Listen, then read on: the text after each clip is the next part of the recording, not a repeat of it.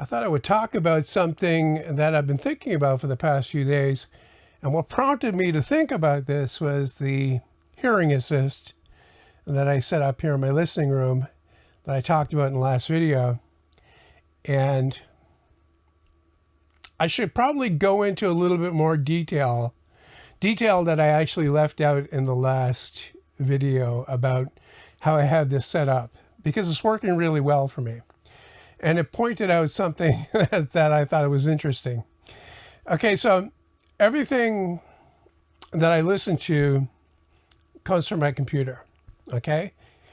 I use my computer to store the music files, and I play it from there using MusicBee as the player. And the thing about MusicBee is it'll accept plugins.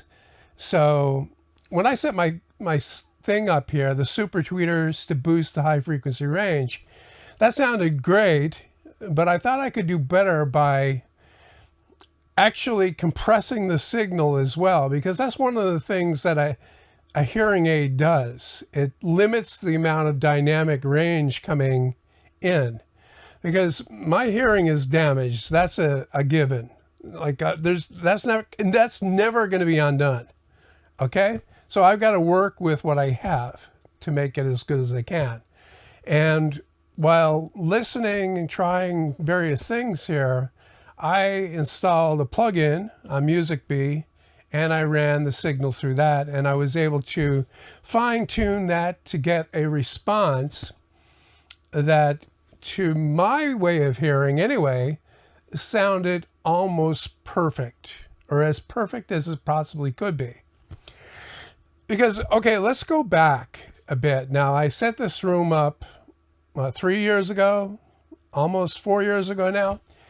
And the idea was to have a system, and that includes the room, that is as accurate as possible, with the idea that my hearing aids would return my hearing as close as possible, within reason, to accurate as well. So you have accurate hearing, so-called, and a very accurate system room combination.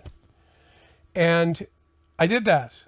I was able to build the room and build the speakers and set it up so that I was getting, very good, clean, like low reflection response, and with no heavy amounts of reverb in the low end. Very well performing room. And it sounds great. And it sounded great with my good hearing aids as well. But now when I tried to set up this, I discovered that I can make it sound even better than it was before. I can make it sound more vivid and realistic to me. So in essence, what I've done is I've set up my system here so that it works without my hearing aids. And in doing so, I've radically changed the response that it puts out into the room. Okay? And I'm sure the audiophiles out there will say, well, that's no good. How can that be any good? Well, it's good because I like it. It's good because I like it better. I actually enjoy my system now better than I did before, mainly because I don't have to wear those hearing aids. And that makes a huge difference. I'm sitting here. If my ear gets itchy, I don't have to try to fish that thing out without reaching in there to, without, fear of breaking the cable that goes into the thing, and so on and so forth. I can come down here to my room as it is right now, sit down and start watching it and start listening without anything else. I've made the system suit me, okay? And the concept that everything has to be pure and true and accurate is utter nonsense, okay? And I'm going to give you a few examples, starting with a photo of the project that I released this morning on my main channel. I made this sharpening jig, okay? And part of the process, well, a big part of the process these days is trying to get a good thumbnail image for the video. So you set up your camera to take a picture. You got it staged and all that. And what you see on the screen right now is the picture that I posted on the video. But this is actually what came out of the camera. So it's not difficult to see that the first image looks a lot better than the second image. It's brighter, the colors are more vivid.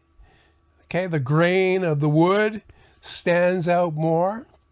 It's a better looking image than the one that came directly out of the camera. That's because I edited it. I changed it. I modified the reality of that photo to make it look better, make it stand out more. Same goes with this video that you're watching right now. This is what's coming out of the camera, and this is what it looks like after I change it. Every year for the past 8 years, me and my brother go out and drive around looking for abandoned places to take photos of. I like taking pictures.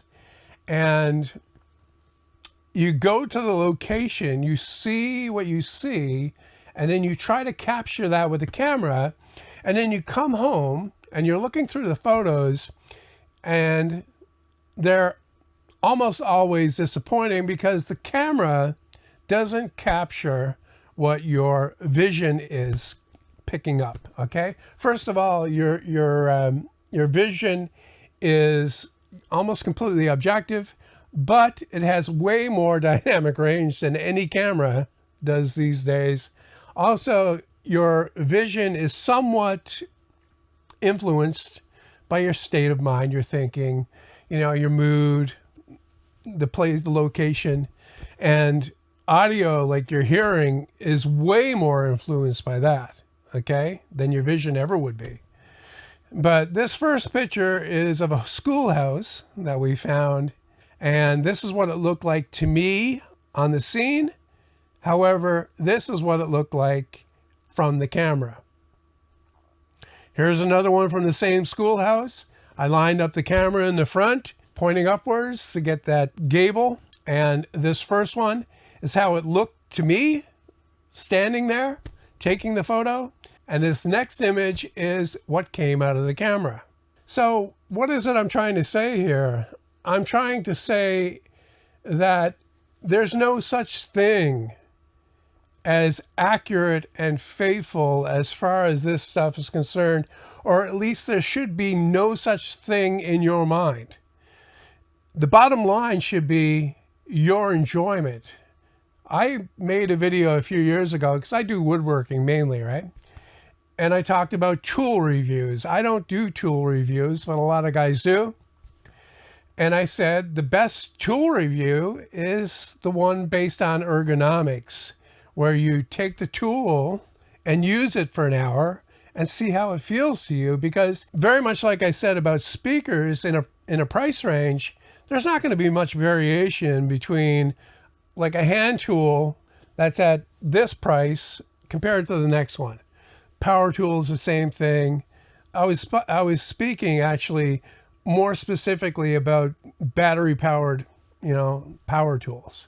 Your drill, your circular saw, everything like that. What you need to have is something that feels good to you to use. And the same thing goes for audio. What sounds good to you is good. It doesn't matter how accurate or faithful to the original material it was.